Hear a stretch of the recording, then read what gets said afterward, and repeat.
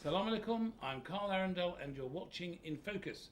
Now my guest today in this prestigious new London offices of Oasis, literally just behind the famous London store Harrods in Knightsbridge, is Adam Ebrahim.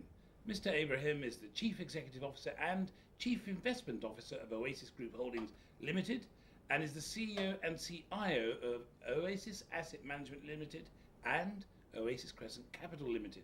He's also the CEO of a range of investment and capital funds under the management of Oasis, which are listed on the Irish Stock Exchange.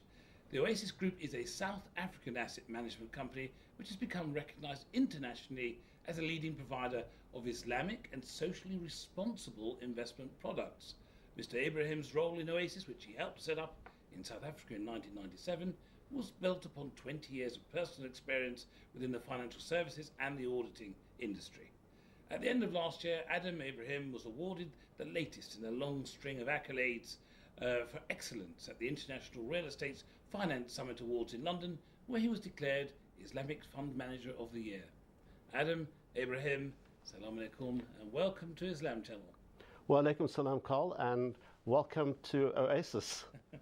Now, as you hinted when we last met, in the summer of last year, I think, Yes. and as was described just some months later, Oasis, it was said, is aggressively expanding its overseas operations and is set to open an office in London. Well, I can see you've achieved one of the objectives. You've definitely opened an office in London, and it's a prestigious one at that. Does opening an office in London really constitute an aggressive expansion program? I think if it's taken us 15 years to get here, and it's been a 15-year journey, and if it takes 15 years to be aggressive, then yes, we've been aggressive. I think we've been prudent, and it's part of our strategy to provide a wealth management solutions for Muslims globally. And we see ourselves as a global wealth management company with roots in South Africa, Ireland, and now the UK and London.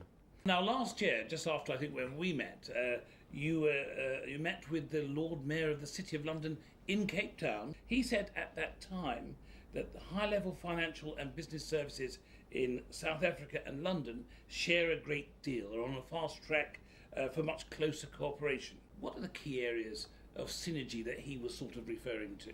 Okay. I think London, if you remember, the previous Prime Minister's office focused on making London the financial capital for the Muslim world, Islamic finance. And a lot of the institutions are in place, like the law firms, the regulatory environment, the accounting firms, the consultants, amongst others. What you need further is to have the wealth management and asset management companies around. And Oasis have a track record of 15 years of successfully starting and building businesses around the world, bringing product for the Muslims with the Muslim solution that really meets the needs of Muslims. And the regulatory and legal environments between South Africa and the UK are so similar that many of the structures, many of the banks, many of the institutions are so similar. So moving across waters has been relatively easy. We speak the same language. We have many of the same concepts. And so the one thing that you need to just make sure that you clear out all the jargon. And if you clear out all the jargon, you'll find that there's a 98-99% overlap. And so our ambitions of providing a solution for Muslims globally, wealth management solution, and the UK's ambition to be a cornerstone and a leading place for Islamic finance, I think there's massive goal congruence. And so hopefully the UK reinforces Oasis in reaching its goal, and Oasis Crescent reinforces the UK and London and the City of London achieving its goal as being the preeminent place for Islamic finance globally. And so working, hopefully, inshallah, we work together with the Mayor of London's offices, the Lord Mayor of London's offices, and also with the regulators and the Treasury, the Chancellor's office, and hopefully the Prime Minister's office, to ensure that the rules and regulations in the UK and tax rules incorporates all the necessary changes to facilitate the growth and development of Islamic finance in the UK. I think that what we saw last year, around the time I think that the Lord Mayor visited you, was the pushing, if you like, the integration of the UK Islamic Finance Secretariat into the Mayor's own subsidiary, the City UK architecture. Sure. How important was the development of this, and how important is such support from government and senior, the guardian of the square mile, to develop your project? Sure. I think it's most important because Islamic finance needs to be part of the fabric of society. Islamic wealth management and Muslims are part of the fabric of our society, and we should be take our rightful place in leadership on our society. And if you look at what's happened globally, there's been a global phenomenon where the Muslim countries and the non-Muslim countries have worked together very closely, and net result is that you've had harmonization of standards and rules around Islamic finance, which has allowed a globalization of Islamic finance, so products can move from east to west, north to south, in a transparent and clear way with a fantastic regulatory framework. And importantly, we needed to integrate that into the conventional regulatory framework. And through organizations like IOSCO, which is the International Regulatory Organization, and through the offices of government and regulators, it's so important that, one, we work together to achieve a common objective. And so Islamic finance cannot thrive without the support of all the structures around it, incorporating government, incorporating the regulators, but importantly, incorporating the community. So I think it's really on our shoulders as a Muslim community to take the message of Islamic wealth management, of Islamic finance, and communicate that effectively and clearly to all role players, so that, again, you know, I spoke earlier on the difference between South Africa and the UK. There's most probably 98-99% common, and then when you actually look at the commonality between a conventional and Islamic environment, you must probably find it 60-70% common.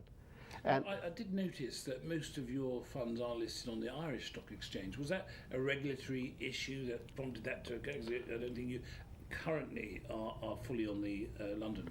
So the funds are nominally on the Irish Stock Exchange because all funds, Dublin and Luxembourg are the key areas of fund administration. So in both countries, for ease of, it's really, they don't trade on the stock exchange. They really trade. It's an open-ended fund. So when you buy units, new units are created, and it's issued to you at the NAV, the net asset value. And when you sell units, the units are actually cancelled. So normally when you buy a share on the stock exchange, you're buying from one person to the other person. It's the same unit. So you'll have a seller selling unit A to a buyer who buys unit A. Whereas in a mutual fund, and the way mutual funds work is that when you buy, new units are created, and when you sell, they're cancelled. So while they're listed on the Irish Stock Exchange, the important thing is they're regulated in Ireland, which is part of the EU, and that means that you have the transferability of the product throughout the EU, incorporating the UK. So the funds have been registered with the UK FSA for the last number of years. So as part of the kind of stepping stones, this is a very aggressive stepping stone, small steps at the time, I think what we've been doing is we have the offices, the funds have been registered, we've been doing brand building, and importantly, we now need to, in the process of getting our financial advisory business regulated by the FSA. Well, I gather that, I don't know if this is actually correct and up to date, but I think you've got 6 funds listed on the Irish Stock Exchange. Are all these funds that the company offers, do they have plans to be fully available in the UK market? And can I ask you, do they all live up to the description on the tin? Are they all Islamic and socially responsible investment products? Sure.